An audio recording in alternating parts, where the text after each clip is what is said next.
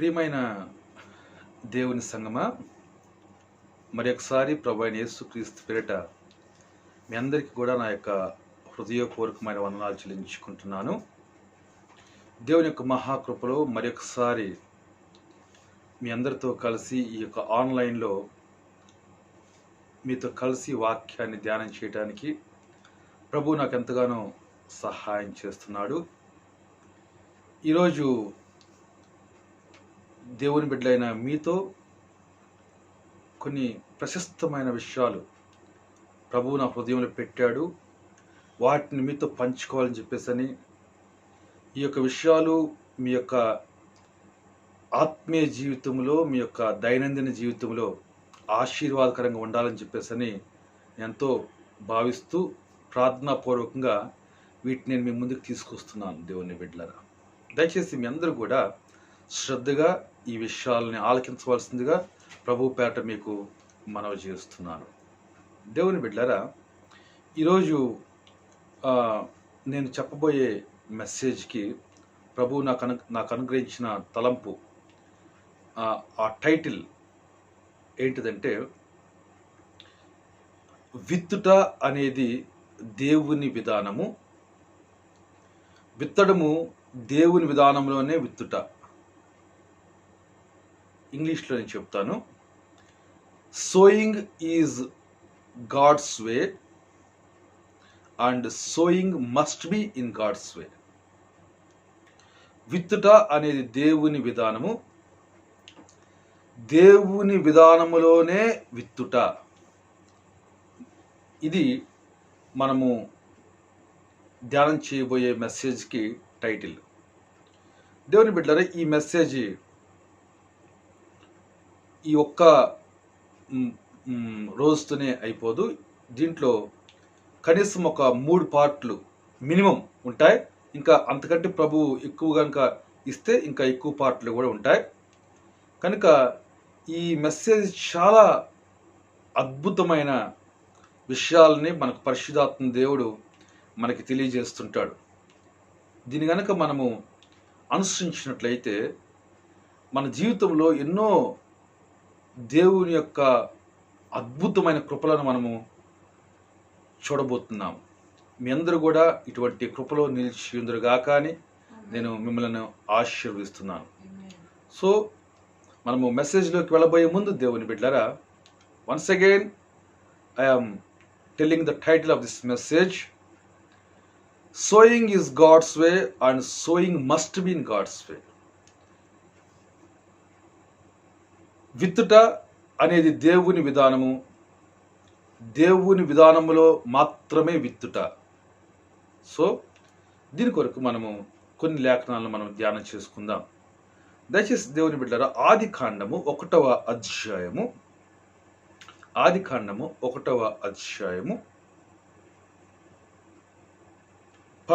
12 వచనాలు మనం చూసినట్లయితే, దేవుడు గడ్డిని విత్తనములిచ్చు చెట్లను భూమి మీద తమ తమ జాతి ప్రకారము తమలో విత్తనములు గల ఫలమిచ్చు ఫలవృక్షములను భూమి మొలిపించుగాక అని పలుకగా ఆ ప్రకారమాయను. భూమి గడ్డిని తమ తమ జాతి ప్రకారము విత్తనములిచ్చు చెట్లను తమ తమ జాతి ప్రకారము తమలో విత్తనములు గల ఫలవృక్షములను మొలిపింపగా అది మంచిదని దేవుడు చూచెను. దేవునికి స్తోత్రం. దేవుని బిడ్డలారా, ఈ భూమి మరి ఇది దేవుని యొక్క 3వ దినము కార్యం. ఇది ఇక్కడ దేవుడు ఏం చేస్తున్నాడు అంటే, భూమికి ఆజ్ఞాపిస్తున్నాడు. విత్తనములు గల మళ్ళీ గడ్డినే మొలిపించాలి. ఫలవృక్షములు వాటి జాతి ప్రకారము విత్తనములు గల ఆ యొక్క ఫలవృక్షాలు వాటి ఫలాలని మొలిపించాలి. ఈ విధంగా భూమికి దేవుడు ఆజ్ఞాపిస్తున్నాడు. దేవుని బిడ్డరా, దేవుడు ఆజ్ఞాపించిన తర్వాత దేవుడు ఏ విధంగా ఆజ్ఞాపించాడో ఆ విధంగానే అయింది. దేవుడు చూశాడు ఏంటంటే విత్తనములు గల ఆ యొక్క చెట్లను చూశాడు, విత్తనములు గల చెట్లను. అప్పుడు దేవుడు అంటున్నాడు, దేవుని దృష్టికి అది మంచిదిగా కనబడెను. విత్తనములు గల చెట్లు. దేవుని బిడ్డరా, విత్తనము చూడండి, విత్తనము కలిగిన చెట్లు, విత్తనము కలిగిన గడ్డి అన్నిట్లో కూడా విత్తనం అనేది దేవుడు ఉంచుతున్నాడు. అలా ఉండాలని దేవుడు ఆజ్ఞాపించాడు. విత్తనం ఉండాలి. ఎందుకు దేవుని బిడ్డలారా, దేవుడు ఎందుకు విత్తనం కలిగి ఉండాలంటున్నాడు? చూడండి, విత్తనము అనేది దేవుని బిడ్డలారా మళ్ళా మనకి అలాంటి జాతిని, దాన్నే తర్వాత మనకి ఫ్యూచర్, మన భవిష్యత్తు కోసము ఆ విత్తనము నాటటాన్ని బట్టి అది మళ్ళా తీసుకొస్తుంది. విత్తనం అనేది దయచేసి మనము చాలా జాగ్రత్తగా అర్థం చేసుకోవాలి.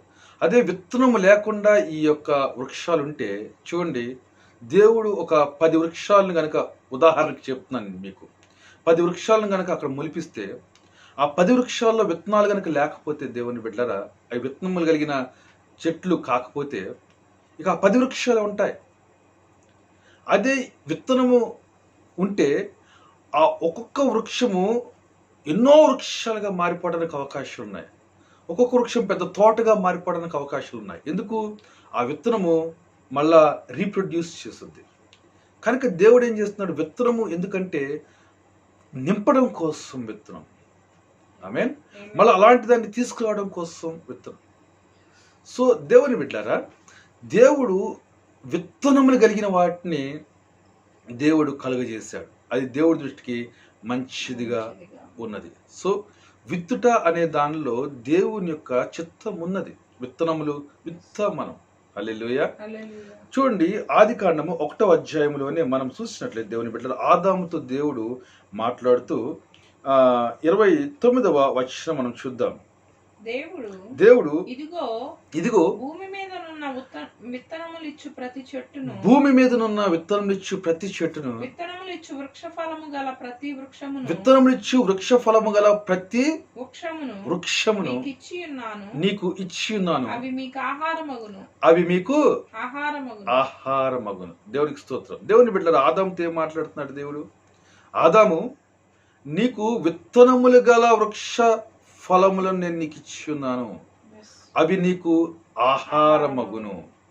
అంటే అప్పుడున్న ఫలాలు దేవుని బిడ్డలారా ఆహారం అవుతాయి. అయితే ఆదాముకి దేవుడు ఒక వ్యవసాయాన్ని నేర్పుతున్నాడు. ఇదిగో దానిలో విత్తనములు ఉన్నాయి, నీవు ఏం చేయాలి? మళ్ళా ఆ విత్తనాలను నువ్వు నాటాలి.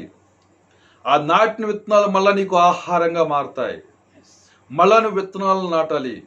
సో ఆదాముకి దేవుడు ఏం చెప్తున్నాడంటే, నువ్వు ఈ భూమి మీద నువ్వు సమృద్ధి అయిన ఆహారం నువ్వు కలిగి ఉండాలి అంటే, నీకు పుట్టబోయే సంతానానికి కూడా సమృద్ధి అయిన ఆహారం నువ్వు కలిగి ఉండాలంటే, ఇదిగో విత్తనములు గల ఫలవృక్షములు నీకు ఇచ్చున్నాను, నీవు ఆ విత్తనాలను నువ్వు ఉపయోగించుకోవాలి, నువ్వు విత్తుకోవాలి, నువ్వు వాటిని ఫలింపజేసుకోవాలి, వాటిని నువ్వు ఆహారంగా మార్చుకోవాలి.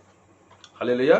సో దేవుని బిడ్డలారా, విత్తనాన్ని మళ్ళీ ఆహారంగా మార్చుకునే బ్లెస్సింగ్ ఆదాం మీద దేవుడు పెట్టి ఉన్నాడు. దేవుడు ఆదాంకి ఆ మాట చెప్పి ఉన్నాడు. సో దేవుని బిడ్డలారా, దేవుడి యొక్క విధానము విత్తుట కోయిట అనే విధానంలో దేవుడు పనిచేస్తున్నట్లుగా మనం ఆది కాండం నుంచి కూడా మనము చూస్తూ ఉన్నాం. దేవుని బిడ్డలారా, చూడండి, మీరు ఇంకా ఆది కాండం 8వ అధ్యాయము 22వ వచనం చూసినట్లయితే, భూమి నిలిచి ఉన్నంత వరకు వెదకాలమును కోతకాలమును శీతోష్ణములను వేసవి శీతాకాలములను రాత్రింబవళ్ళను ఉండక మానవని తన హృదయములో అనుకొనెను. దేవునికి స్తోత్రం. హల్లెలూయా. చూడండి దేవుని బిడ్డలారా, ఇక్కడ జలప్రళయం వచ్చింది. నోవాహు కుటుంబం ఒక్కటే మరి బతికింది. నోవాహు, తన భార్య, నోవాహు ముగ్గురు కుమారులకు భార్యలు. సో టోటల్గా ఇక్కడ 4 కుటుంబాలు. ఓకే, నోవాహు కుటుంబం దీంట్లో మనం చూస్తే నోవాహు 3 కుటుంబాలు, మూడు కుటుంబాలు, 3 కుమారులు. దీంతో పాటు అనేక జీవులు ఉన్నాయి, అవి జతలుగా ఉన్నాయి. ఓకే, సో ఇంతకుముందు మిగిలినవన్నీ కూడా నశించిపోయినాయి. మిగిలినవన్నీ జతలు అంటే ఒక ఆడ ఒక మొగ, అట్లా ప్రతి జాతిలో ఆడ మొగ. అంటే మొగ ఏమో విత్తనము కలిగి ఉన్నది, ఆడ ఏమో విత్తనాన్ని తీసుకొని దాన్ని వృద్ధి చేసేది ఆడ. సో ఇక్కడ దేవుడు ఏం చేస్తున్నాడు, భూమి నిలిచినంత కాలము విత్తు కాలము కోతకాలము ఉంటది అని చెప్పేసి ఇక్కడ దేవుడు మాట్లాడుతున్నాడు. దేవునికి స్తోత్రం, హల్లెలూయా. అంటే దేవుని బిడ్డలారా, ఇప్పుడు ఆ యొక్క జాతి జంతువులు కానీ లేకపోతే మనుషులు కానీ మళ్ళా విస్తరించాలి అంటే, మళ్ళా అభివృద్ధి చెందాలి అంటే, ఇక్కడ దేవుడు వీళ్ళకి పెట్టుకున్న నియమం ఏంటంటే, బాబు విత్తుట కోయిట అనే నియమాన్ని ఇక్కడ పెడుతున్నాడు. విత్తుట కోయిట అనే నియమాన్ని పెడుతున్నాడు. దేవునికి స్తోత్రం, హల్లెలూయా. అట్లా దేవుని బిడ్డలారా, అది మనుషులు కావచ్చు, తర్వాత జంతువుల విషయంలో అవ్వచ్చు, ఫలవృక్షాల విషయంలో అవ్వచ్చు, దేని విషయంలో అయినా కానీ దేవుడు పనిచేస్తున్న విధానం మనం చూసినట్లయితే విత్తుట కోయుట ఇది మనం చూస్తున్నాం. ఇది ఇంకా మనం బాగా చూసుకున్నట్లయితే ఆది కాండంలోనే మనము ఇంకొక అద్భుతమైన ఉదాహరణ కూడా చూడొచ్చు. దేవుని బిడ్డలారా, మనం ఇస్సాకు, అబ్రహాం యొక్క వాగ్దాన పుత్రుడు. చూడు, అబ్రహాంకి 2 కుమారులు ఉన్నారు, ఒక అతను ఇష్మాయేలు. కానీ ఇష్మాయేలు అబ్రహాము సంతానముగా పిలువబడరు అని చెప్పి దేవుడు చెప్పాడు. వాగ్దానం బట్టి పుట్టినవాడు ఇస్సాకు. సో ఇతను విశ్వాసాన్ని బట్టి పుట్టినవాడు. చూడండి, ఇతనికి దేవుడు నేర్పిన విధానం మనం చూసినట్లయితే ఆది కాండము 26వ అధ్యాయము మనము 12వ వచనం చూద్దాం. దేవుని బిడ్డరా, ఇస్సాకు ఆ దేశమందున్న వాడై విత్తనము వేసి ఆ సంవత్సరము నూరంతల ఫలము పొందెను. నెక్స్ట్, యెహోవా అతనిని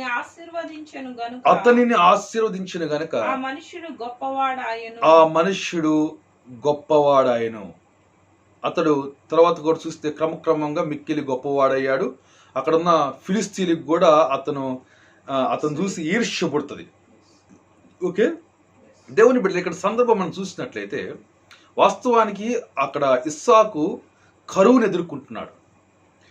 ఎదుర్కొంటున్న టైంలో ఇస్సాకు తన మనస్సులో ఒకవేళ ఐగుప్తు వెళ్దామని భావిస్తూ ఉంటే దేవుడు తన యొక్క నిబంధన ప్రకారము, అబ్రహాంతో చేసిన నిబంధన ప్రకారం ఇస్సాకు ప్రత్యక్షమయ్యి, నువ్వు ఐగుప్తుకి వెళ్ళొద్దు, నువ్వు ఈ దేశం మంది ఉండు అంటే ఇస్సాకు విధేయత చూపుతాడు. విధేయత చూపిన తర్వాత దేవుని బిడ్డరా, అక్కడ ఇస్సాకు ఏం చేశాడంటే, ఆ సంవత్సరము ఇస్సాకు అక్కడ ఒక భూమి మీద విత్తనం వేశాడు. విత్తనం వేస్తే ఏమైంది, ఆ సంవత్సరము 100 ఫలం పొందుకున్నాడు. దేవునికి స్తోత్రం, హల్లెలూయా. సో దేవుడు ఏం చేశాడు, ఈ విత్తనం వేసిన ఇస్సాకుని ఆశీర్వదించాడు. ఇస్సాకు గొప్పవాడు అయ్యాడు. సో ఇస్సాకుని దేవుడు ఆశీర్వదించబోయే ముందు ఇస్సాకు ఒక విత్తేవాడిగా మారాడు, 100 ఫలం పొందుకున్నాడు. చూడండి దేవుని బిడ్డ, ఎప్పుడైనా కానీ విత్తుట అనేది మనము కొద్దిగా విత్తుతాం, బట్ కొయ్యడం అనేది ఎక్కువ వస్తాం. ఒక బస్తా వడ్లు కనుక మనం విత్తితే, ఈ దినాల్లో మనం చూసినట్లయితే ఒక 40 బస్తాలు వడ్లు మనము కోస్తున్నాం.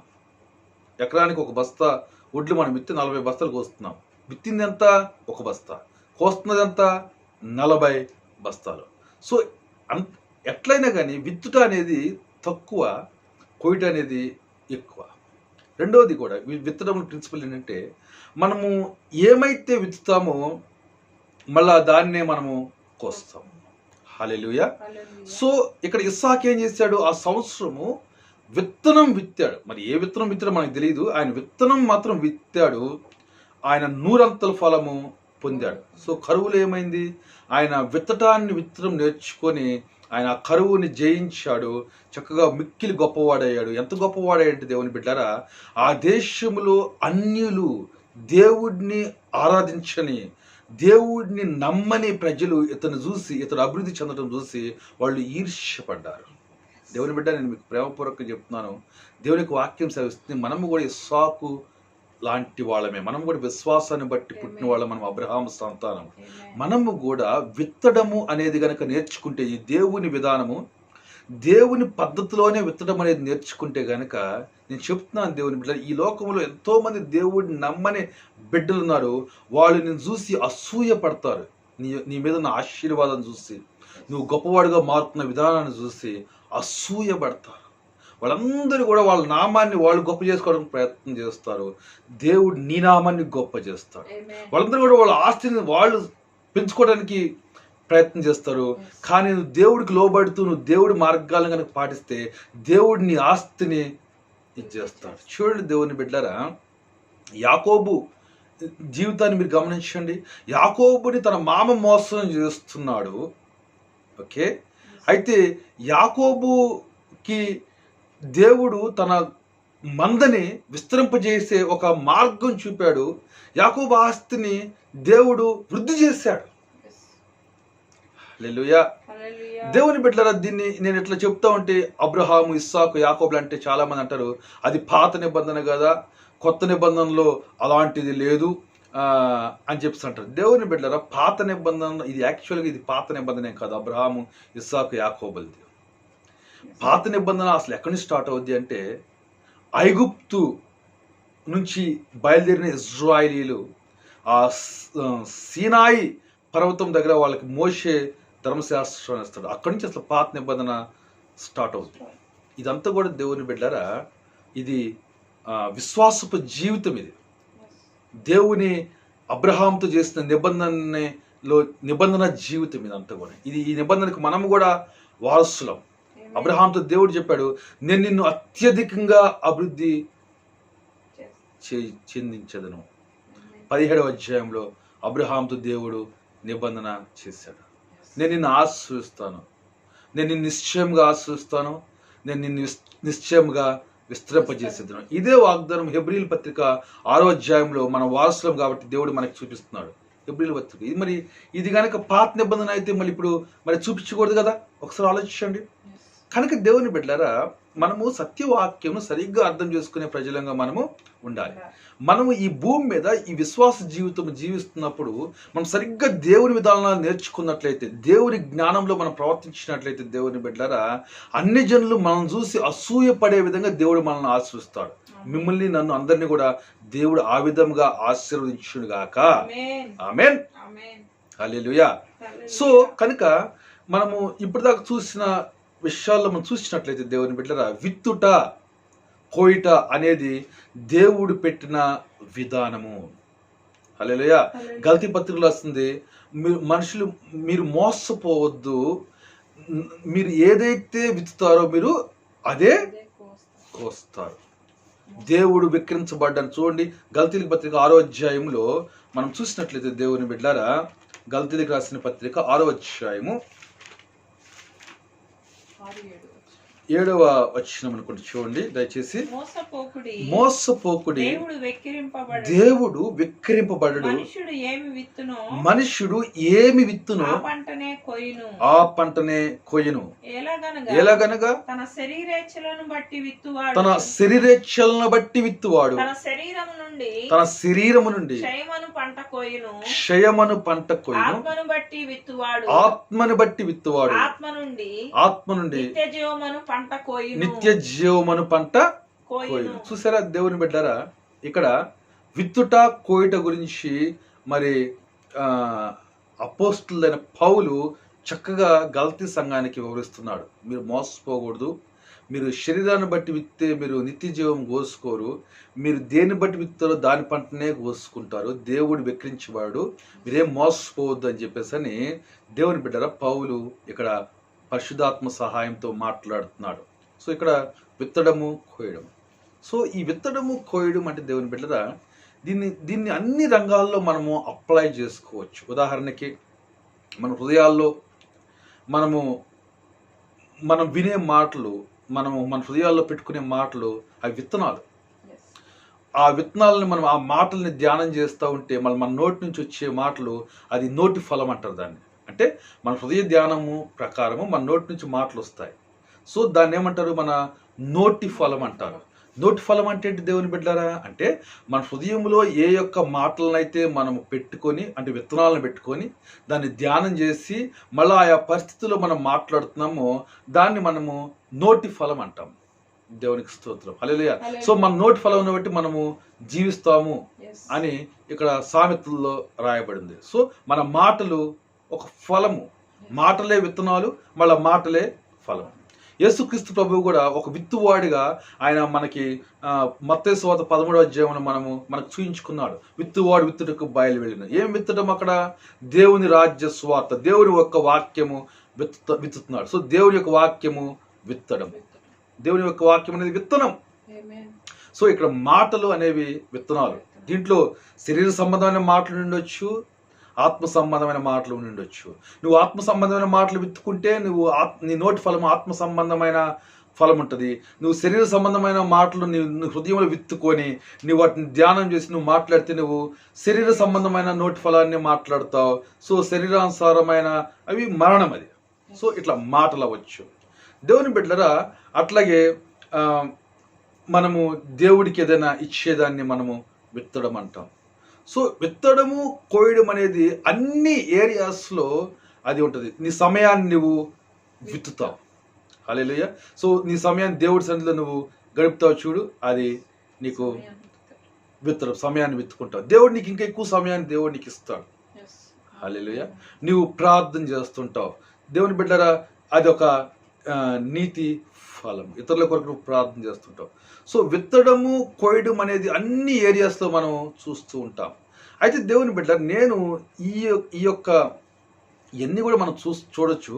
అయితే ప్రత్యేకంగా నేను ఈ యొక్క మెసేజెస్లో నేను దేవుడు ఇంకొక విధానాన్ని, అంటే ఆ విత్తువాడు అంటే ఎవరు అనేది ఇంకొక ప్రత్యక్షతని, నేను దేవుడు వాక్యంలో చూపిస్తున్న ప్రత్యక్షతని నేను ప్రత్యేకంగా మీతో పంచుకోవాలని చెప్పేసి నేను మీతో ఆశపడుతున్నాను. దేవుని బిడ్డలారా, చూడండి 2వ కొరింథీయులు 9వ అధ్యాయం మనం చూసినట్లయితే, 2వ కొరింథీయులు 9వ అధ్యాయము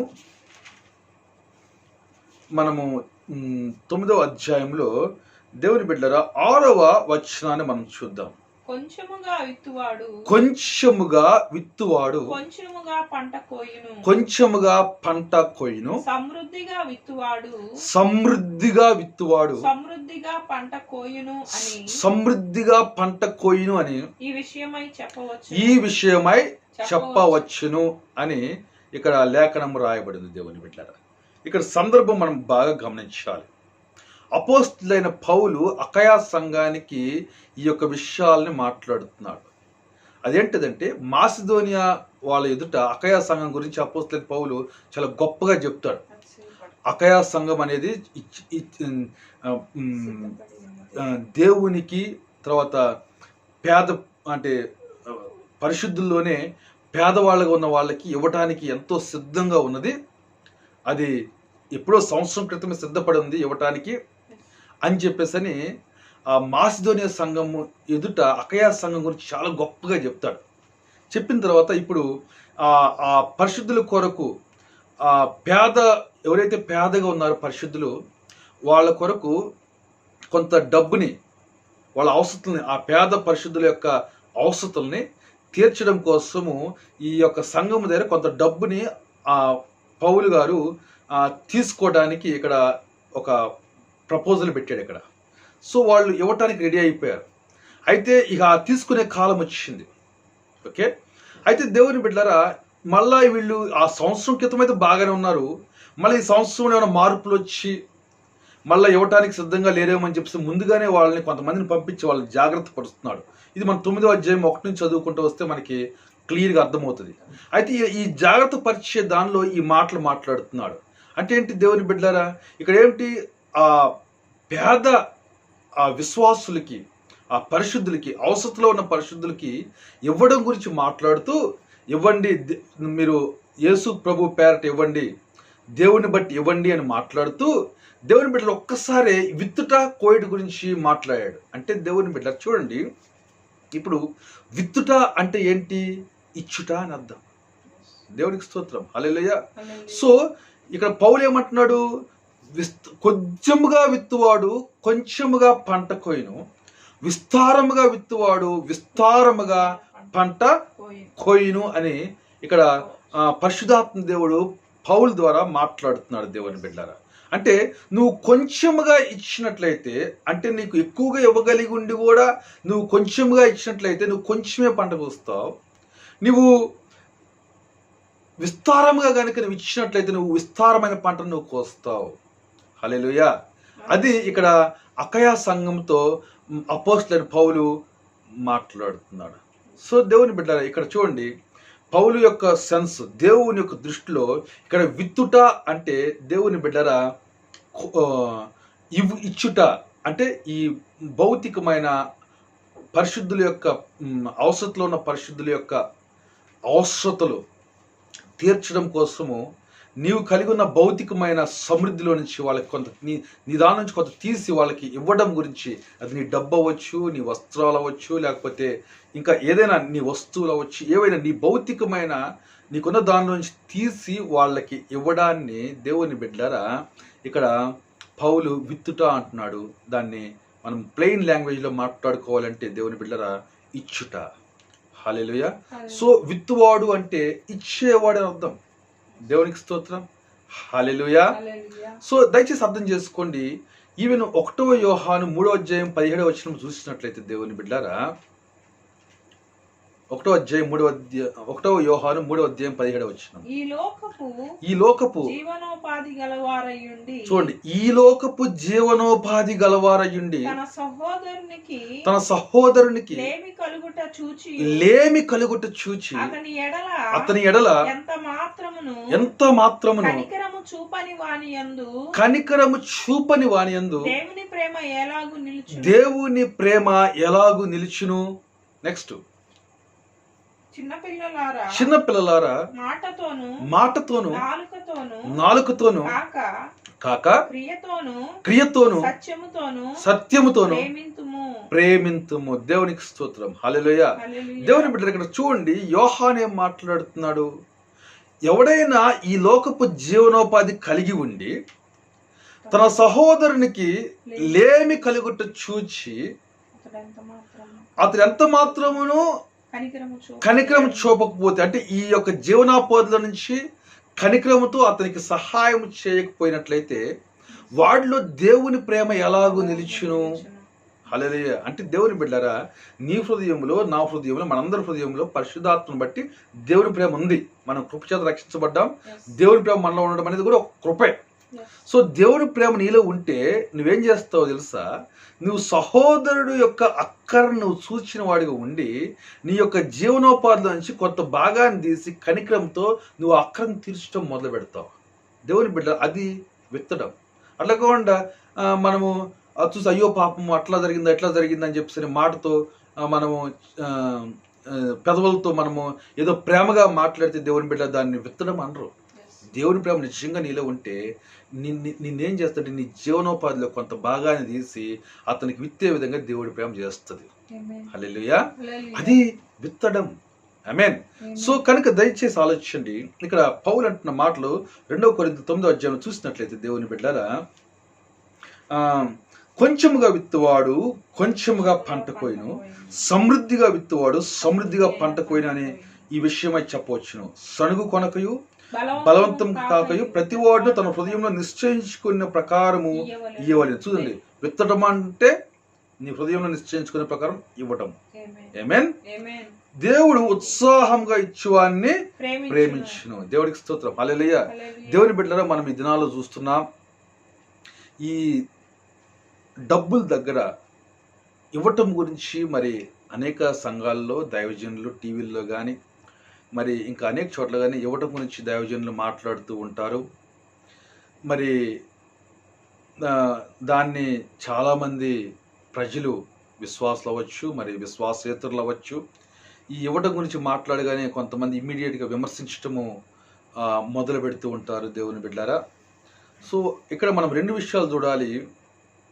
దైవజనులు కొన్నిసార్లు మాట్లాడుతున్నప్పుడు కొంతమంది దైవజనులు నిజంగా దేవుని చేత ప్రేరేపించబడి, ఇక్కడ పౌలు ఎలాగా మాట్లాడుతున్నాడు, ఇక్కడ ఆత్మీయంగా దేవుని చేత ప్రేరేపించబడి ఏ విధమైన బోధ చేస్తున్నాడో ఆ విధంగా ఆత్మీయంగా సరిగ్గా సంఘానికి బోధించి మాట్లాడే దైవజనులు కొంతమంది ఉంటారు. కొంతమంది ధనాపేక్షత ప్రజలను వాళ్ళకి ఏదో ఇచ్చే విధంగా ప్రేరేపిస్తూ ఉంటారు. అది మనము కాదనకూడదు, ఇట్లా ఉంది. అయితే దేవుని బిడ్డ, దీన్ని చాలామంది ప్రతి ఒక్క దైవజనుని కూడా అదే ఘాటికి కట్టేసి ఈ దైవజనులు అంటే జనాలను డబ్బులు అడుగుతుంటారు, అసలు దేవుడు అట్లా అడిగాడా లేదా అని చెప్పేసి అని, దేవుడికి ఏం తక్కువ అని చెప్పేసి అని కొంచెం విమర్శనాత్మకంగా మాట్లాడుతూ సణుగుటం గొణుగుతము చేస్తూ ఉంటారు దేవుని బిడ్డలు. అది దేవుని విధానం కాదు.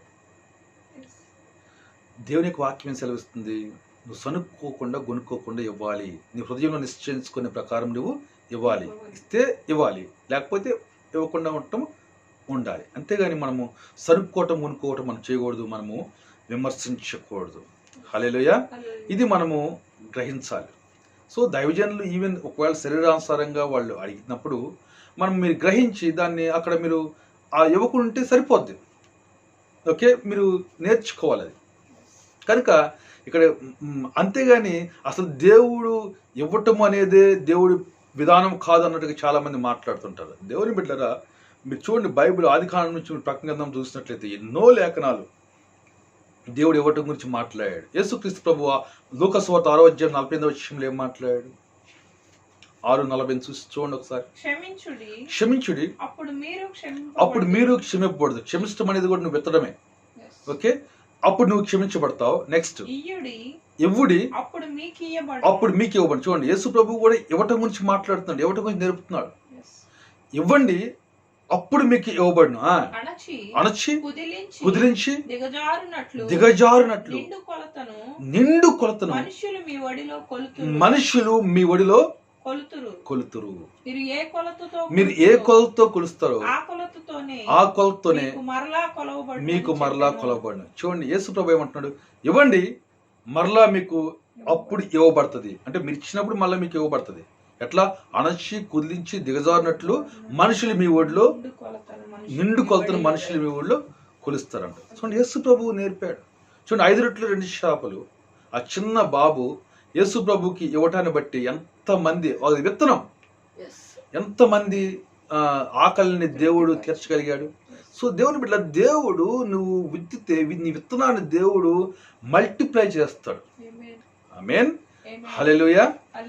కనుక మనం సామెతలు చూస్తే మీ యొక్క ప్రథమ ఫలాలను తీసుకొని రమ్మని ఉంది. మలాకులు చూస్తే అనేక చోట్ల మీ యొక్క దశమ భాగాలని ఇవ్వమని ఉంది. దశమ భాగం మంది కాదు దేవుని బిడ్డరా, దశమ భాగం దేవుడిది. చాలా మంది ప్రజలు సంఘానికి దశమ భాగం ఇచ్చి అదేదో వాళ్ళ డబ్బుల్ని ఇచ్చినట్లుగా గొప్పగా ఫీల్ అవుతుంటారు. దేవుని బిడ్డరా, దశమ భాగము నీది కాదు, దశమ భాగము దేవుడిది. అది నువ్వు దశమ భాగాన్ని ఇవ్వకపోతే నీవు దొంగవు అవుతావు. దశమ భాగాన్ని ఇస్తే నువ్వు దొంగవు కాదు. దేవుడి సొమ్ము దేవుడికి ఇచ్చావు. ఆయన సొమ్మును మనం దొంగిలించకూడదు కదా.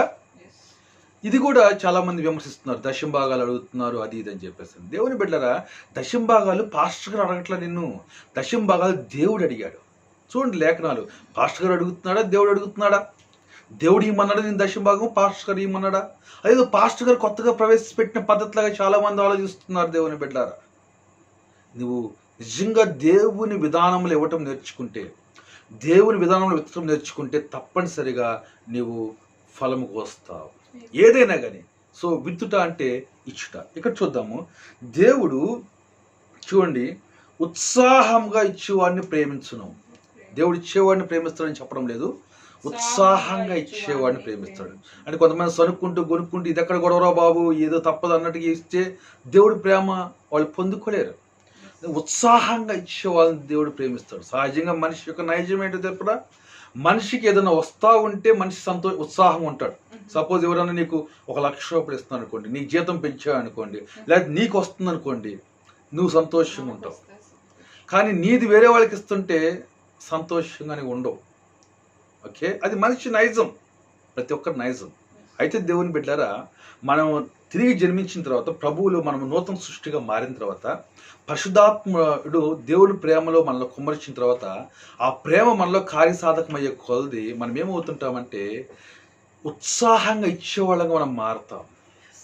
చూడండి బైబిల్ ఏం చెప్తుంది, దేవుడు లోకమును ఎంతగానో ప్రేమించెను కాగా తన అద్వితీయ కుమారుని యందు విశ్వాసం ఉంచి ప్రతివాడు నశింపక నిత్యజీవం పొందినట్లు ఆయన కుమారుని మన కొరకు ఇచ్చెను. సో ప్రేమ ఇచ్చుట, తన కుమారుని ఇచ్చే విధంగా చేసింది. తన కుమారుని దేవుడు విత్తి మళ్ళీ అనేక మంది కుమారులను దేవుడు కోసుకున్నాడు పంట. ఈరోజు మనమందరం దేవుని కుమారులం అవడానికి దేవుడు తన ఒక్కగానొక్క కుమారుడిని ఆయన విత్తాడు. యేసుక్రీస్తు ప్రభు ఏం చెప్పాడు, గోధుమ కింద ఒంటిగా ఉంటే అది ఏ విధంగా ఫలిస్తుంది, అది భూమిలో పడి చనిపోతే విస్తారంగా ఫలిస్తుంది. సో ఒక్క యేసుక్రీస్తు ప్రభు, ఒక్క దేవుని కుమారుడుగా ఉన్నవాడు ఆయన చనిపోయి ఈరోజు అనేకమైన గోధుమ గింజలు మనల్ని కూడా ఆయన సంపాదించాడు. ఇది ఎట్లా? ఇది కోత దేవుని బిడ్డలారా కదా అంటే. అట్లాగే దేవుని బిడ్డలారా, దేవుని ప్రేమ మనల్ని మనం పొందుకునేటప్పుడే ఉత్సాహం కాదు, ఇచ్చేటప్పుడు కూడా మనం ఉత్సాహంగా ఉండే వాళ్ళని చేస్తుంది. చూడండి దేవుని బిడ్డలారా, కొంతమంది దశమ భాగం ఇచ్చేటప్పుడు ఒక రకంగా మొహం పెట్టి ఇచ్చేస్తారు, కానీ వాళ్ళకి దేవుడి జనం వస్తుంటే అబ్బో చాలా సంతోషంగా ఉంటారు. దట్ ఈస్ వరల్డ్లీ వే, అది లోక సంబంధమైన పద్ధతి. నువ్వు ఇచ్చేటప్పుడు అంతకంటే ఉత్సాహంగా నువ్వు కనపడాలి. ఆమేన్. దేవుడు ఉత్సాహంగా ఇచ్చేవాడిని ప్రేమించును. సో చూడండి దేవుని బిడ్డరా, నెక్స్ట్ 8వ వచనం చూసినట్లయితే, మరియు 2 కొరింథీయులు 9 మరియు అన్నిటి యందు ఎల్లప్పుడూ మీలో మీరు సర్వ సమృద్ధి గలవారై ఉత్తమమైన ప్రతి కార్యము చేయుటకు దేవుడు మీ ఎడల సమస్త విధములైన కృపను విస్తరింప చేయగలడు. ఇందు విషయమై అతడు వెదజల్లి దరిద్రులకు ఇచ్చెను, అతని నీతి నిరంతరము నిలిచును అని రాయబడి ఉన్నది. నెక్స్ట్, విత్తువానికి విత్తనమును తినుటకు ఆహారమును దయచేయు దేవుడు మీకు విత్తనమును దయచేసి విస్తరింపచేసి మీరు ప్రతి విషయంలో పూర్ణ ఔదార్య భాగ్యము గలవారగునట్లు మీ నీతి ఫలములు వృద్ధి పొందించును. బాగా వినండి, ఇక్కడ వాక్యం చూడండి. మన తర్వాత భాగాల్లో అసలు విత్తడం వల్ల వచ్చే ఆశీర్వాదాలు అవి మరి ప్రత్యేకంగా మనము ధ్యానం చేసుకుందాం. ఈరోజు నేను జస్ట్ మీకు ఒక ఇంట్రడక్షన్గా చెప్పుకుంటూ వస్తున్నాను. తర్వాత ఈరోజు మనం ముఖ్యంగా అసలు విత్తువాడు అంటే ఎవరు అనేది మనం బాగా చూడాలి. విత్తుట అంటే ఏంటి, అసలు విత్తువాడు ఎవరు? విత్తుట అంటే ఇవ్వటము, విత్తువాడు అంటే ఇచ్చేవాడు. ఓకేనా? సో ఇచ్చేవాడు ఇంకా దీనికి బాగా మనం అర్థం చేసుకోవాలంటే ఉత్సాహంగా ఇచ్చేవాడు దేవుని దృష్టిలో విత్తేవాడు. ఓకే, ఇక్కడ వాక్యం ఏం సెలవిస్తుంది, విత్తువానికి విత్తనమును తిరుటకు ఆహారమును దయచేయు దేవుడు. ఆమేన్. దేవుడు అంట దేవుని బిడ్డరా, విత్తువానికి విత్తనమును తిరుటకు ఆహారమును దయచేసేవాడంట. అంటే నీకు వచ్చిన పంటలో ఆ పంటల్లో నువ్వు తినే భాగము ఉంది, తర్వాత నీవు విత్తే భాగము ఉంది. నీకు వచ్చిన జీతము నెల జీతములో నీవు తినే భాగము ఉంది, నీవు విత్తే భాగము ఉంది. సో విత్తేవాడికి దేవుడు విత్తనాన్ని ఇస్తాడు. అంటే దేవుని బిడ్డరా, దేవుడు నీకు వచ్చిన జీవితంలో నువ్వు ఎంత విత్తాలో, విత్తనం ఏంటో నీకు దేవుడు చూపించాలంటే మొట్టమొదటిగా దేవుడు నిన్ను విత్తేవాడిగా మార్చాలి. విత్తేవాడికి విత్తనం ఏంటో అర్థమవుద్ది. ఇది విత్తనము, ఇది ఆహారం అని అర్థమవుతుంది. బైబిల్లో అద్భుతమైన ఒక వ్యక్తిని మనం చూస్తాం, జక్కయ్య, పొట్టి జక్కయ్య. ఇతను దేవుని బిడ్డలారా ధనాపేక్ష కలిగిన వాడు, చీఫ్ ట్యాక్స్ కలెక్టర్. ఇతను ఎంతో మందిని అన్యాయంగా మోసం చేసి చాలా డబ్బు సంపాదిస్తాడు. ఇతని గురించి ప్రజల్లో ఎవరికి కూడా మంచి ఒపీనియన్ లేదు. అయితే ఇలాంటి ఈ వ్యక్తికి ఒకరోజు యేసుని చూడాలని చెప్పేసి ఎంతో ఆశ కలిగి ఉన్నాడు. యేసుని చూడాలని చెప్పేసి, యేసు ఎవరో చూడాలి అని కోరికతో ఈయన ఎంతో ఆశతో ఆ రోజు యేసుని చూడటం కోసము ఆయన ఒక మేడి చెట్టు ఎక్కటము, యేసు ఆయన చూసి జక్కయ్య త్వరగా దిగిరా, నేను నేడు నీ ఇంట ఉండవలసి ఉన్నది అని చెప్పడం మనం చూసాం. సో జక్కయ్య సంతోషంతో దిగొచ్చాడు చెట్టు, యేసుని ఆ రోజు తన ఇంట చేర్చుకున్నాడు. చేర్చుకున్న తర్వాత దేవుని బిడ్డల జక్కయ్య అంటున్నాడు యేసయ్యతో, నేను ఎవరి దగ్గరైనా అన్యాయంగా తీసుకుని ఉంటే వాడికి 4 గంటలు ఇచ్చేస్తాను. నా ఆస్తిలో సగం బేదలకు ఇచ్చుచున్నాను. అంతకుముందు అన్యాయంగా తీసుకున్న వాడికి నేను ఎవని యొద్దనైనను అన్యాయంగా తీసుకునే అతనికి 4 గంటలు మరలా ప్రభుతో చెప్పాను, చెల్లిస్తాను.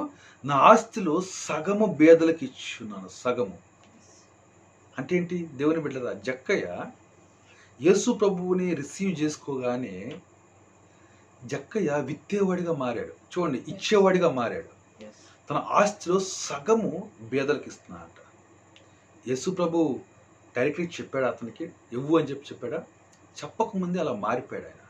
అంటే దేవుని బిడ్డ నిజంగా యేసు ప్రభువుని ఆశతో గనక, విశ్వాసంతో గనక ఎవరైతే యేసు ప్రభువుని ఆహ్వానించుకుంటారో వాళ్ళ హృదయంలోకి, వాళ్ళు తప్పకుండా ప్రతి ఒక్క బిడ్డ తప్పకుండా బేదలను పట్టించుకునేవాడిగా మారుతాడు. అవసరంలో ఉన్న వాళ్ళని పట్టించుకునేవాడిగా మారుతాడు. వాడు విత్తేవాడిగా మారుతాడు. హల్లెలూయా. చూడండి, జక్కయ్య సగము ఆస్తిని విత్తనంగా చేశాడు, సగము ఆస్తిని తనకు ఆహారంగా ఉంచుకున్నాడు. సో చూడండి, మరి దేవుడు ఏం చేస్తున్నాడు? విత్తిన విత్తనాన్ని విస్తరింపజేస్తా అంట. అంటే ఇప్పుడు జక్కయ్య సగం ఆస్తిని ఇస్తే జక్కయ్యకి ఏదో లాస్ వచ్చుద్దా? దేవుని బిడ్డ చూడండి, నీవు తక్కువ విత్తావు, ఎక్కువ కోస్తావు. సో జక్కయ్య సగం ఆస్తిని విత్తితే ఎంత కోయాలి? ఇప్పుడు విస్తారంగా విత్తువాడు విస్తారమైన పంట కోస్తాడు. హల్లెలూయా. ఇప్పుడు తన ఆస్తిలో ఒకవేళ ₹1,00,000 ఆస్తి అనుకోండి, 50,000 ఆయన విత్తనంగా వేస్తే, ఇప్పుడు దేవుడు ఆ విత్తనాన్ని విస్తరింపజేస్తే ఎంత రావాలా? ఒకవేళ దేవుడు 30 అంతలుగా విస్తరింపజేసాడు అనుకోండి విత్తనాన్ని, 50,000 ఇంటూ 30 అంతలు అంటే ఎంత? 15 లక్షలు అండి. 15 లక్షలు. ఒకవేళ 60 అంతలుగా విస్తరింపజేస్తే, 100 అంతలుగా విస్తరింపజేస్తే, దేవుని బిడ్డ నువ్వు ఏదైతే విత్తావు అదే కోస్తావు. సో నువ్వు భౌతికమైన అక్కర్లు విత్తే భౌతికమైన అక్కర్లు మళ్ళీ నువ్వు కోసుకుంటావు. ఆత్మ సంబంధమైన విత్తే మళ్ళీ ఆత్మ సంబంధమైన నువ్వు కోసుకుంటావు. నువ్వు ఏదైతే విత్తావు అదే కోసుకుంటావు. సో 2 రకాలుగా విత్తడం అనేది ఉంది. ఈ లోకపు జీవనోపాధిని నువ్వు విత్తడం అనేది ఉంది, మనం లేఖనాల్లో చూస్తున్నాం. సో ఇక్కడ జక్కయ్య సగము ఇచ్చాడు అంటే, మనము విత్తాడు ఇచ్చాడు అంటే జక్కయ్య అంతా పోగొట్టుకున్నాడు కాదు. దేవుని బిడ్డరా, ఇంకెక్కువ పొందుకోబోతున్నాడు దేవుడి నుంచి. ఎందుకంటే దేవుడు విస్తరింపజేస్తాడు. వాక్యమే సెలవిస్తుంది, విత్తువానికి విత్తనమును. సో జక్కయ్య విత్తేవాడిగా మారాడు. ఆయనకి ఎంత విత్తనమో ఇవ్వాలో జక్కయ్యకి అర్థమైపోయింది, తన హృదయంలో నిర్ణయించుకున్నాడు. తర్వాత ఏంటి? ఇక్కడ చూడండి ఏముందో, విత్తనము దయచేసి విత్తిన విత్తనమును విస్తరింపజేసి. ఇక్కడ ఆ తెలుగులో అలా రాయలేదు, ఇంగ్లీష్లో God multiplies the seed you have sown. అంటే నువ్వు విత్తిన విత్తనాన్ని విస్తరింపజేసి. అంటే దేవుని బిడ్డలారా, నీవు అవసరంలో ఉన్న పరిశుద్ధులకు కానీ, విశ్వాసులకు కానీ, లేకపోతే లోకంలో ఇంకా పేదవాళ్ళు, కరువులు ఎంతోమంది ఉన్నారు, వాళ్ళకి కానీ నువ్వు యేసు ప్రభు పేరట నువ్వు ఎంతైనా విత్తితే, డబ్బు అవ్వచ్చు, లేకపోతే వేరే భౌతికమైన అక్కర్లు అవ్వచ్చు, ఏదైనా విత్తితే, దేవుని బిడ్డలారా, నీ విత్తనాన్ని దేవుడు విస్తరింపజేస్తాడు. నువ్వు ఎంతైతే విత్తావో నీకు దేవుడు విస్తరింపజేస్తాడు, తన కొలత ఉంది. సో నువ్వు విత్తేమి నువ్వు పేదవాడిగా మారవు, ఇంకెక్కువ కోసుకుంటావు. ఇది విత్తనము. దేవుడు దీన్ని విత్తనంగా కౌంట్ చేస్తున్నాడు, దేవుడు దీన్ని విత్తనంగా చూస్తున్నాడు. సో దేవుని బిడ్డలారా, నీకు ఎంత విత్తాలి అనేది నీవు ముందు విత్తువాడిగా మారితే పరిశుద్ధాత్మ దేవుడు నీకు ఆ విత్తనము ఎంత విత్తాలి దేవుడు పరిశుద్ధాత్మ దేవుడు నేను ప్రేరేపించగలుగుతాడు. ఎందుకంటే విత్తనం ఎక్కడ ఉంటుంది? విత్తనం ఎక్కడ ఉంటుందండి? విత్తనం ఫలంలోనే ఉంటుంది. హల్లెలూయా. అంటే నీ నెల జీతంలోనే విత్తనం ఉంది, ఆహారం ఉంది. నీ సంవత్సరంలో నీకు వచ్చే పంటలోనే విత్తనం ఉంది, ఆహారం ఉంది. సో విత్తనము దాంట్లోనే ఉంది. మనం చాలా మంది తెలియక విత్తనాన్ని కూడా తినేస్తున్నారు. అందుకనే భవిష్యత్తు అవసరాలకి సరిపోయినంత వాళ్ళకి దొరకడంలా, భవిష్యత్తు అవసరాలకి వాళ్ళు కొరతలో ఉంటున్నారు, సర్వ సమృద్ధి కలిగి ఉండడం లేదు. దేవుని చిత్తం ఏంటి? విత్తువాడు అంట ఎల్లప్పుడూ సర్వ సమృద్ధి కలిగి ఉంటా అంట. చూడండి, మనం ఇంత చదివాం. విత్తువాడు ప్రతి విషయంలో ప్రతి మంచి కార్యం చేయడానికి ఎల్లప్పుడూ సర్వ సమృద్ధి కలిగి ఉంటాడు. దేవుని బిడ్డరా, మనము దేవుని దృష్టిలో విత్తేవాళ్ళంగా మారాలి. అది కూడా దేవుని పద్ధతిలోనే విత్తేవాళ్ళంగా మనం మారాలి. దీన్ని మనం విమర్శించకూడదండి. లేఖనాలు తేటగా సెలవిస్తున్నప్పుడు మనం లేఖనాలకు వ్యతిరేకంగా మనం మాట్లాడకూడదు. బైబిల్ తిరిగి చెప్తుంది, ఎవరిలో ఉన్న అసూయ కానీ లేకపోతే సెల్ఫ్ సీకింగ్. యాకోబు పత్రిక చూద్దాం మనం ఒకసారి. యాకోబు పత్రిక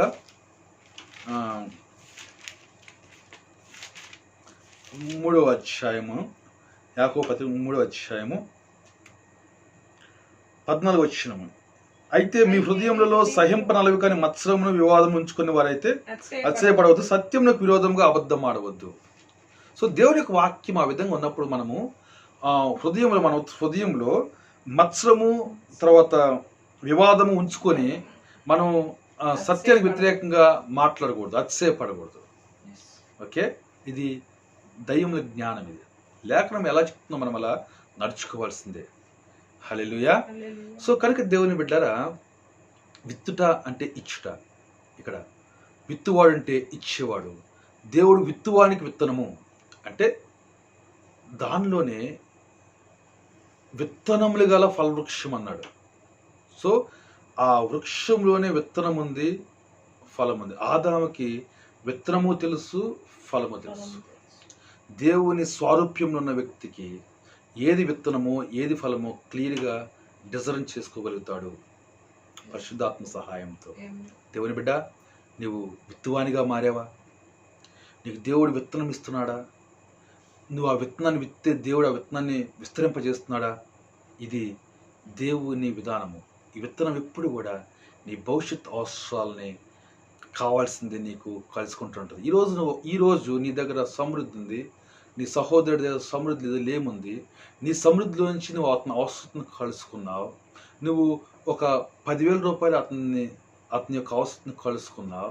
దేవుని బిడ్డ, రేపు నీకు ఒక 1,00,000 రూపాయలు అవసరం నీకు రావచ్చు. నీ దగ్గర ఉంది ఒక 15,000 నుండొచ్చు దేవుని బిడ్డరా. కానీ నీవు విత్తి ఉన్నావు. దేవుడు నీ విత్తనాన్ని విస్తరింపజేస్తాడు. నీ యొక్క 1,00,000 రూపాయలు దేవుడు నీకు వచ్చే మార్గాన్ని, కృపను దేవుడు నీకు విస్తరింపజేస్తాడు. అది నీ భవిష్యత్తు అవసరం అక్కడ తీరిపోద్ది. దేవుడు ఏదో ఒక విధంగా దాన్ని చేయగలుగుతాడు. అద్భుతాలు చేసే దేవుడు. ఆయనకు అసాధ్యమా? ఈ దేవుడు పెట్టిన మార్గం దేవుని బిడ్డరా. విత్తుట కోయుట అనేది దేవుడు పెట్టిన మార్గం. మనం దీన్ని మార్చలేము. ఈ దేవుడి పద్ధతి ఇది. దట్స్ వై నేను ముందుగానే చెప్పాను మీకు, giving or sowing is God's way. విత్తుట లేకపోతే ఇచ్చుట అనేది దేవుని విధానము. Sowing or giving must be in God's way. ఇచ్చుట లేకపోతే విత్తుట అనేది మాత్రము దేవుని విధానంలో మాత్రమే చేయాలి. This is the title we have given to this message. ఈ టైటిల్ని మనం ఈ మెసేజ్కి మనము ఇచ్చుకున్నాం. దీంట్లో మొట్టమొదటి పార్ట్ ఏంటంటే, who is sower and what is seed. విత్తువాడు ఎవరు, ఏంటి విత్తడం అంటే ఏంటి అనేది మనము ఈరోజు మనం క్లియర్గా చూస్తున్నాం. తర్వాత నేను ముగించబోతున్నాను దేవుని బిడ్డలారా. చూడండి, మీరు సామెతలు 22:9 చూడండి. దయాదృష్టి గలవాడు తన ఆహారములో కొంత దరిద్రునికి ఇచ్చును, అట్టివాడు దీవెన నందును. చూడండి అంత అద్భుతంగా ఇక్కడ రాయబడిందో. ఇంగ్లీష్లో ఏముందంటే, he who has generous I gives some of his bread to the poor and he shall be blessed. Generous I, generosity అంటే దయాదృష్టి అంటే ఇచ్చే హృదయము, జనరాసిటీ. దేవుని బిడ్డలు, చాలా మంది ప్రజలకు ఇచ్చే హృదయము ఉండదు. సో నిజంగా పరిశుద్ధాత్మ దేవుడు నీ హృదయంలో, నా హృదయంలో యేసయ్య స్వరూప్యాన్ని కనుక మనలో పెట్టగలుగుతూ ఉంటే మనలో ఒక దృష్టి ఏర్పడుద్ది, దయాదృష్టి. ఇదేం చేస్తాడు? దయాదృష్టి కలిగిన వాడు తన ఆహారంలో కొంత పేదలకి ఇచ్చును. దరిద్రులకు ఇచ్చును. 41వ కీర్తన కూడా చూడండి దయచేసి. 41వ కీర్తన కూడా. బీదలను కటాక్షించువాడు బీదలను కటాక్షించువాడు ధన్యుడు. ధన్యుడు. ఆపత్కాలమందు యెహోవా వారిని ఆపత్కాలంలో తప్పించును. యెహోవాని తప్పించును. చూడండి ఇక్కడ బీదలను కటాక్షించేవాడు. ఇంగ్లీష్లో the one who considers poor shall be blessed. లేదా ఇట్లా రాసింది, blessed is the man who considers the poor. Yes. బీదలని గురించి ఆలోచించేవాడు ఆశీర్వదించబడినవాడు. Yes. అంటే పరిశుద్ధాత్మ దేవుడు మన హృదయాల్లో పనిచేస్తున్నప్పుడు నీకున్న ఆస్తిని, నీకున్న ఆహారాన్ని నువ్వు చూస్తూ దానిలో నీ గురించి మాత్రమే నువ్వు ఆలోచించుకో, కానీ బీదల గురించి కూడా దానిలో నువ్వు ఆలోచిస్తూ ఉంటావు. బీదల గురించి కూడా అది అలాంటి ఆలోచన నీలో మొదలైతే, అలాంటి ఆలోచన నీలో బలపడితే, ఆ ఆలోచన నిన్ను ఇచ్చేవాడిగా ఒక మారిస్తే అది దేవుని క్రియ నీలో జరిగింది. నువ్వు విత్తువాడివి. Amen. ఇంకా నీలో ఆలోచన మొదలవ్వకపోతే, ఇంకా నువ్వు ఇచ్చే వ్యక్తిగా నువ్వు మారకపోతే, still God's work has not been done in your heart Yes. By the Holy Spirit. దేవుడు యొక్క పని పరిశుద్ధాత్మ నీ హృదయం ఇంకా పూర్తిగా జరగలేదు. నువ్వు విత్తేవాడిగా మారలేదు. సో నువ్వు విత్తేవాడిగా మారకపోతే నీకు విత్తనం దేవుడు ఇవ్వడు. నీకున్నదాన్ని నువ్వు తినేస్తూ ఉంటావు. నీకు ఫ్యూచర్లో నీకు సమృద్ధి ఉండదు, సమృద్ధి సంతోషం. అందుకని చూడండి, చాలామందికి ఎంత డబ్బు ఉన్న వాళ్ళు కూడా విత్తేవాళ్ళు కాకపోతే వాళ్ళ లోపల టెన్షను, ఆందోళన, బ్లెస్సింగ్ ఉండదు వాళ్ళకి.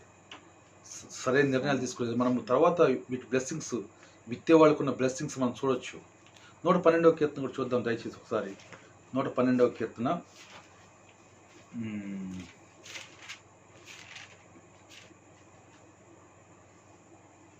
112వ కీర్తన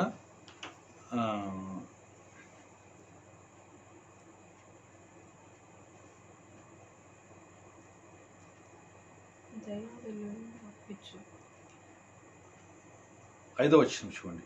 దయాళులను అప్పిచ్చువారును భాగ్యవంతులు. దయాళులను అప్పిచ్చువారును భాగ్యవంతులు. న్యాయ విమర్శలో వారి వ్యాజ్యము న్యాయ విమర్శలో వారి వాద్యము గెలుచును. దేవునికి స్తోత్రం. హల్లెలూయా. దయాళులు అప్పిచ్చేవాళ్ళు, దయగలిగిన వాళ్ళు సహోదరులకి, పేదలకి వాళ్ళు సహాయం చేస్తారు. వాళ్ళు భాగ్యవంతులు. అంతేగాని నీకు ఎంత డబ్బున్నా నువ్వు ఇవి ఇచ్చేవాడు కాకపోతే నువ్వు భాగ్యవంతులు కాదు. హెబ్రీయులకు రాసిన పత్రిక 13వ అధ్యాయం 16వ వచనం చూద్దాం. హెబ్రీయులకు రాసిన పత్రిక 13వ అధ్యాయం 16వ వచనం. ఉపకారమును ధర్మము చేయ మరచిపోకుడి. ఉపకారమును ధర్మమును చేయ మరచిపోకుడి. చాలు. అట్టి యాగములు దేవునికి ఇష్టమైనవి. ఇక్కడ ఏమంటున్నాడు దేవుని యొక్క వాక్యం? ఉపకారమును ధర్మమును చేయ మర్చిపోవద్దు. మర్చిపోవద్దు అంటే ఎల్లప్పుడూ కూడా నువ్వు ఉపకారం చేసే మనసు, ధర్మం చేసే ఆలోచన నీకు ఉండాలి. అలాంటి ఆలోచన మైండ్లో నుంచి పోకూడదు. మర్చిపోవద్దు. మర్చిపోవద్దని దేవునికి వాక్యం తెలుస్తుంది. ఇది నువ్వు ఉపకారం చేస్తే, ధర్మం చేస్తే దేవుడి దృష్టిలో ఒక యాగాలంట. ఆ ఇష్టమైన యాగాలంట దేవుడికి. దేవునికి స్తోత్రం. హల్లెలూయా. దేవుని బిడ్డలారా, ఇట్లా మనము అనేకమైన విషయాలు పేదలకు ఇస్తే అది యెహోవాకు అప్పించినట్లు మనము లేఖనంలో చూస్తున్నాం. ఇట్లా ఎన్నో విషయాలు మనకు ఉన్నాయి. సరే, నేను ముగించబోతున్నాను ఈరోజు. మనం 1 తిమోతి 6వ అధ్యాయం కూడా మనం దయచేసి చూద్దాం. 1 తిమోతి 6వ అధ్యాయము 17, 18 ఇహమందు ధనవంతులైన వారు గర్విష్ఠులు కాక అస్థిరమైన ధనమునందు నమ్మిక ఉంచక సుఖముగా అనుభవించుటకు సమస్తము మనకు ధారాళముగా దయచేయు దేవుని యందే నమ్మిక ఉంచుడని ఆజ్ఞాపించుము. వారు వాస్తవమైన జీవమును సంపాదించుకొని రాబో కాలమునకు మంచి పునాది తమ కొరకు వేసుకొనుచు మేలు చేయవారును సత్క్రియలు అను ధనము గలవారును ఔదార్యం గలవారును తమ ధనములో ఇతరులకు పాలిచ్చేవారును ఉండవాలని వారికి ఆజ్ఞాపించము. 2 ఆజ్ఞలు ఇక్కడ యెహోవా ధనవంతులైన వారికి. ఒకటేంటి? విశ్వాసము. అంటే ధనవంతులకు సహజంగా ధనం మీద విశ్వాసం ఉంటుంది. అయితే దేవుడు చెప్తున్నాడు అది అస్థిరమైన ధనము, అస్థిరమైన ధనం నందు విశ్వాసం ఉంచొద్దు అని ఆజ్ఞాపించమంటున్నాడు. దేవుడి మీద విశ్వాసం ఉంచండి, దేవుడు ఇస్తాడు. సుఖంగా జీవించడానికి దేవుడు ఇస్తాడు. ఒకటి ఆజ్ఞ. రెండవ ఆజ్ఞ ఏంటి? రెండవ ఆజ్ఞ ఇచ్చేవాళ్ళగా, ఇతరులకు తమ ధనంలో ఇతరులకు పాలిచ్చేవారుగా ఉండాలని ఆజ్ఞ. ఏంటంటే ఆజ్ఞ నీ ధనములో వేరే వాళ్ళకి నువ్వు కొంత భాగం ఇవ్వు అని దేవుడు ఆజ్ఞ ఇవ్వమంటున్నాడు. ఒకసారి ఆలోచించండి, ఇది రిక్వెస్ట్ చేస్తున్నాడా దేవుడు ఆజ్ఞిస్తున్నాడా? ఇక్కడ ఆజ్ఞ రాస్తుంది.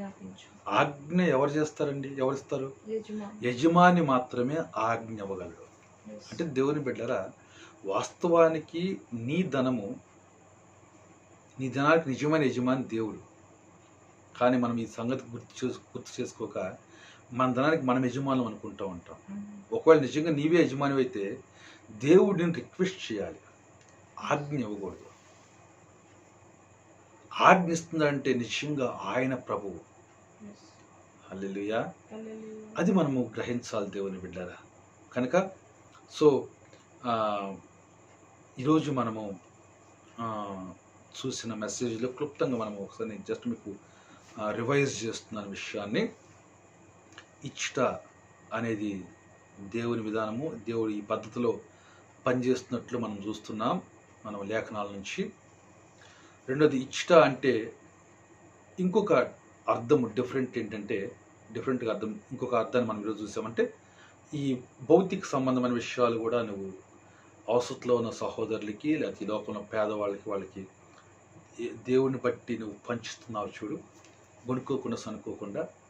దీన్ని విత్తడము లేకపోతే ఇవ్వడం అంటారు. అంటే విత్తడం అన్నా ఇవ్వడం అన్నా ఒకటే. సో ఇచ్చేవాడిని విత్తేవాడు అంటారు.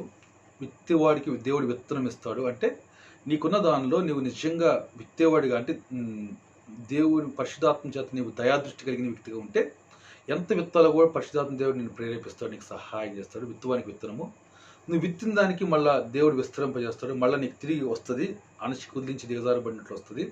సో టోటల్గా విత్తువాడు అంటే సంతోషంగా ఇచ్చేవాడు, దయాదృష్టి కలిగి ప్రవర్తించేవాడు, బేదల్ని కనికరించేవాడిని మనం విత్తేవాడు అని మనం ఒకటి చూస్తున్నాం. సో దేవుని బిడ్డ, ప్రేమపూర్వక నేను ఒకటి అడుగుతున్నాను, నీ జీవితాన్ని పరీక్షించుకో, నా జీవితాన్ని నేను పరీక్షించుకుంటున్నాను. మనం దేవుని యొక్క వాక్యాన్ని వ్యతిరేకంగా మాట్లాడవద్దు. నువ్వు రక్షణ పొంది ఎన్నాళ్ళు అయింది? ఎన్ని సంవత్సరాలు అయింది? దేవుడు యేసు ప్రభు నీ హృదయంలోకి వచ్చి ఎన్ని సంవత్సరాలు అయింది? ఎప్పటికీ నువ్వు విత్తడం గురించి నేర్చుకున్నావా? విత్తేవాడిగా మారావా? ఒకసారి ఆలోచించు. ఒకవేళ నువ్వు విత్తేవాడిగా కనుక మారకపోతే దయచేసి ప్రభు పేట నీకు మనవి చేస్తున్నాను, ప్రభు ఎదుట మోకరిల్లు, పరిశుద్ధాత్మకు లోబడు. నీవు ధనమునందు నమ్మిక ఉంచుక, అస్థిరమైన ధనమునందు నమ్మిక ఉంచుక, దేవుడి మీద నమ్మకం ఉంచు. దేవుడిని అడుగు, దేవా నేను విత్తేవాడిగా మారాలని. దేవుడు నీకు సహాయం చేస్తాడు, నిన్ను విత్తువాడిగా దేవుడు ట్రాన్స్ఫార్మ్ చేస్తాడు. నీ విత్తనాన్ని అభివృద్ధి పరుస్తాడు దేవుడు. ఇస్సాకులాగా నువ్వు గొప్పవాడు అవుతావు. ఈ యొక్క లోకంలో మన దేవుడు ఎంతగానో ఆశిస్తాడు.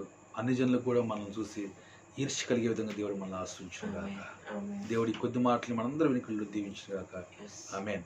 దేవుని బిడ్డరా, ఈ వాక్యం మీకు ఆశీర్వాదకరంగా ఉన్నట్లయితే దయచేసి ఇతరులు కూడా ఈ వాక్యాన్ని ఇదే విధంగా మీరు సహాయపడండి.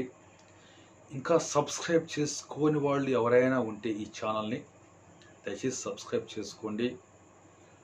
అక్కడ బెల్ బటన్ ఒకటి ఉంటుంది, దాన్ని కూడా మీరు ప్రెస్ చేయండి.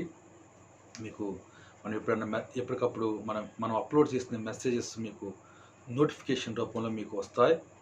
సో మీరు దాన్ని చూసి ఆశీర్వించబడవచ్చు. దేవుడు మిమ్మల్ని ఎంతగానో దీవించునుగాక. ఆమేన్. అందరికీ కూడా నా యొక్క హృదయపూర్వకమైన వందనాలు. మళ్ళా వచ్చే వారం మనము ఒక దీనిలో సెకండ్ పార్ట్తో మనం కలుద్దాం.